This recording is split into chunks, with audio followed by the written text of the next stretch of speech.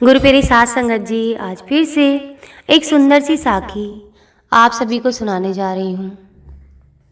आज की साखी है पाप से डर रहे, कि पाप से डरो, इसका अंजाम बहुत भयानक होगा। भगवान ने जितने प्यार से आपको ये मानव जन्म दिया है सुमिरन करने के लिए, अच्छे कर्म करने के लिए, उसी में लगाओ, नहीं तो अंजाम रावण, हिरण्यकश्यप और कंस जैसा ही होगा। और हो सकता है कि उससे भी बुरा हो, क्योंकि उस समय युग कोई और था और अब कलयुग है। गुरु प्यारे साथ संगत जी, आज की साखी उस बारे में है कि लोग सिर्फ उसी को पाप में गिनते हैं जो उनको समझ में आ रहा है कि पाप है, वो भी कुछ लोगों की बात। लेकिन उस पाप का क्या जो अनजाने में वो करते जा रहे हैं। जान के किए गए पाप की अलग सज़ा होती है और अनजाने में किए गए पाप की भी सज़ा होती है। तो ये मत सोचिए कि अनजाने में जो आपसे पाप हुए हैं उनकी सज़ा आपको नहीं मिलेगी। हर पाप की सज़ा मिलती है। भगवान हर चीज़ का हिसाब रखते हैं। तो आइए गुरु प्यारी साथ संगत जी, सुनते हैं आज की ये सुंदर सी साखी। ये कहानी है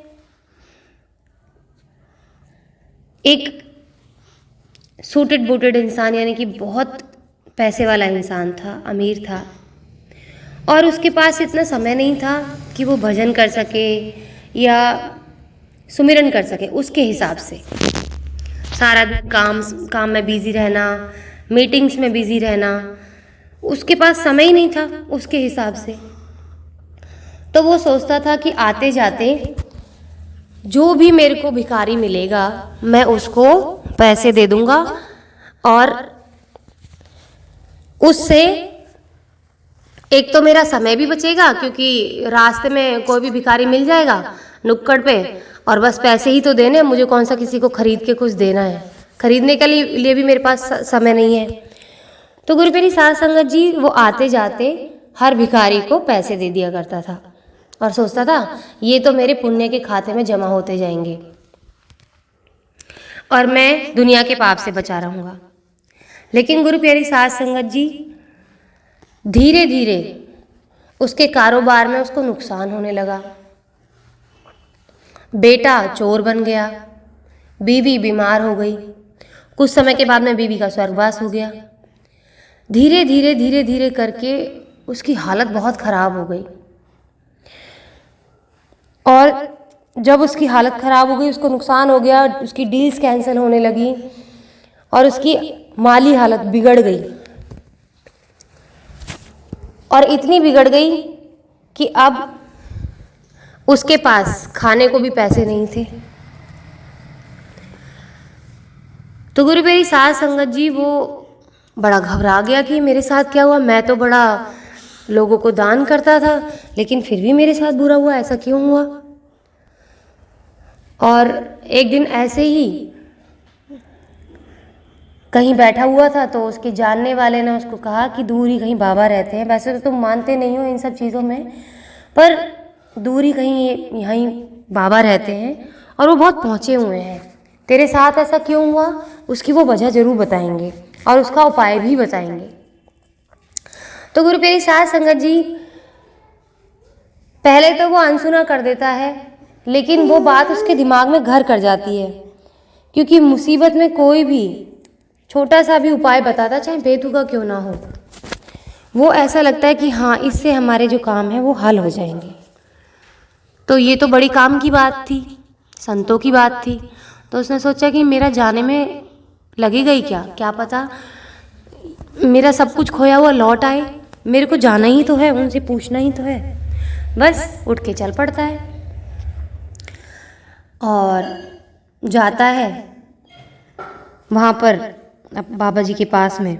तो बाबा जी से पूछता है कि मेरे साथ ऐसा क्यों हुआ। तो बाबा जी उसको समझाते हैं कि तेरे ही कर्मों का फल है, तेरे ही कर्म लौट कर आए हैं जो तेरे को सज़ा दे रहे हैं। तो वो कहता है मैंने तो कोई भी बुरा कर्म नहीं किया, मैंने तो जबकि दान दिया है, जितने भी मेरे सामने भिखारी आते थे तो मैं तो उनको दान देता चला आता था, और कभी मैंने पैसे भी नहीं गिने उनको दान देते वक्त। तो उस पर वो संत कहते हैं कि तूने दान देते वक्त ये नहीं देखा कि तूने दान किसको दिया है। तुझे पता है तेरे साथ इतना बुरा क्यों हुआ? तेरी बीवी स्वर्गवास हो गई, उसका स्वर्गवास हो गया, तेरा बेटा चोर बन गया, और आज तो वो लोगों की जाने लेने पर तुलाया है। तेरा नाम मिट्टी में मिल गया, तेरा पैसा मिट्टी में मिल गया। तुझे मालूम है क्यों हुआ? तूने एक गलत इंसान को दान दे दिया। तू रोज आते जाते एक ऐसे इंसान को दान देता था जो उस पैसे से दारू पीता था, जुआ खेलता था, और वैश्याओं के घरों में जाता था। अपनी बीवी बच्चे होते हुए भी वो मेहनत नहीं करता था, लोगों से भीख मांगता था और उस पैसे का मिसयूज करता था, और घर आकर अपनी बीवी को मारता था। एक दिन तो इतनी हद हुई कि उसने घर आके अपनी बीवी को इतना मारा कि वो चल बसी,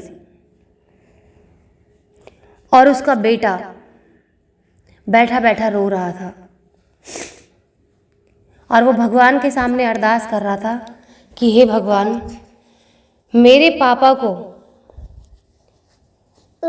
ये जो बुरी शक्तियों ने घेरा है, जिस किसी की भी वजह से घेरा है, उसका सर्वनाश कर देना, क्योंकि उसने मेरा सब कुछ छीन लिया है। मेरा बाप काम नहीं करता, भीख मांगकर लेकर आता है, और भीख मांगे हुए पैसों से शराब पीता है, गंदी गंदी जगह जाता है। आज मैंने अपनी माँ को खो दिया, जिस तरह से मैंने आज अपना सब कुछ खोया है भगवान, उस इंसान का भी सब कुछ खो जाए। क्या उसको दिखाई नहीं देता कि वो दान किसको दे रहा है या पैसे भीख किसको दे रहा है? गुरु प्यारी साध संगत जी, वो संत उससे कहते हैं कि तेरी इसी हरकत की वजह से तूने आंख बंद करके जो दान दिया है या भीख दी है, उससे किसी का सब कुछ खत्म हो गया, किसी मासूम के बचपन को तूने तबाह किया है। दान हमेशा देखकर करना चाहिए गुरु प्यारी साध संगत जी। और उस आदमी के पास रोने के अलावा और कुछ नहीं था। आप सोचिए कि जिस इंसान ने अनजाने में ऐसा दान किया जिससे उसका सर्वनाश हो गया, तो जानकर किए गए पाप, उसकी सज़ा क्या होगी, सोच सकते हैं आप? तो अभी भी वक्त है, पाप से डरें, और कभी भी दान दिखावे के लिए मत करें, या अपने इस मन की संतुष्टि के लिए ना करें कि हम तो अपने पाप की किताब में से पन्ने फाड़ रहे हैं और पुण्य की किताब में पन्ने जोड़ते जा रहे हैं।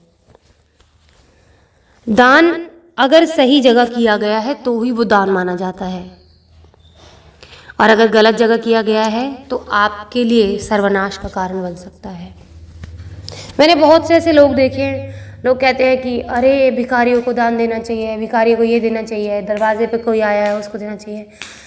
पहले आप ये भी देख लीजिए कि क्या वो लाचार है, हाथ पैरों से मेहनत नहीं कर सकता।